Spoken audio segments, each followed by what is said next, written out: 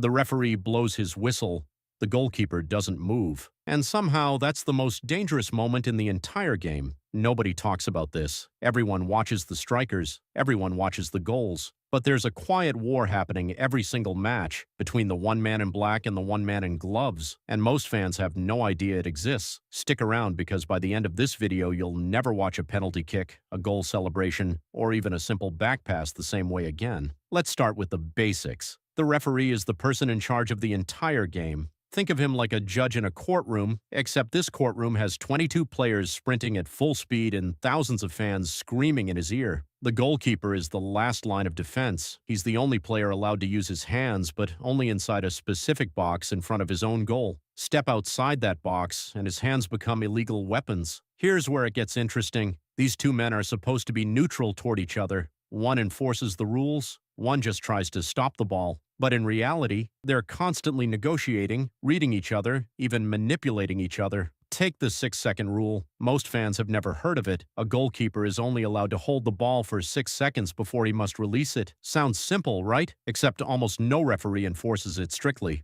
Why? Because doing so would completely change the rhythm of the game. Goalkeepers know this, so they push it. 7 seconds, 8 seconds, sometimes 10. It's basically a silent agreement, an unspoken deal between the whistle and the gloves. That's not a rule anymore. That's a negotiation. And it gets even more psychological during penalty kicks. Here's something wild. The referee is required to make sure the goalkeeper stays on his goal line until the ball is kicked. But goalkeepers almost never do that. They shuffle forward. They creep. They bend the rule just enough to gain an advantage, hoping the referee lets it slide. Studies on World Cup penalties have shown that a huge percentage of goalkeepers move early, and referees rarely call it. It's like a speed limit everyone breaks, and the cops just let it happen. Why? Because constantly stopping the game would make it unwatchable, so an invisible trust forms. The goalkeeper pushes the boundary, the referee decides how much boundary to allow. That's the silent battle. Now here's something most people never notice.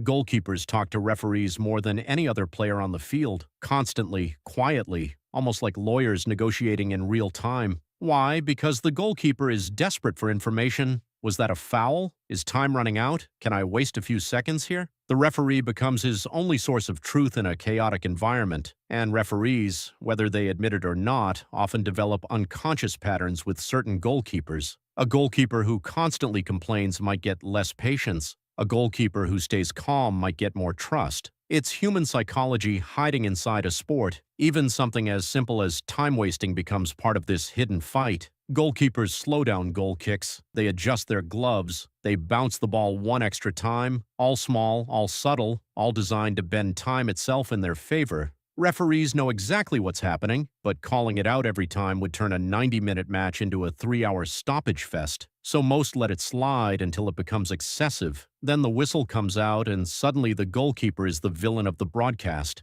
It's a psychological chess match hiding in plain sight, and it happens in almost every professional match on the planet, including every single World Cup game you've ever watched. So here's the real takeaway. Football isn't just about talent. It's about tiny invisible battles most fans never notice. The referee and the goalkeeper aren't enemies. They're two people constantly testing the edges of the rules, silently agreeing on how far is too far. Next time you watch a match, don't just watch the ball. Watch the goalkeeper's feet during a penalty. Watch how long he holds the ball. Watch how often he talks to the referee. You'll start seeing an entire hidden game inside the game. If this blew your mind even a little, hit subscribe because football has way more secrets like this hiding in plain sight, and we're just getting started.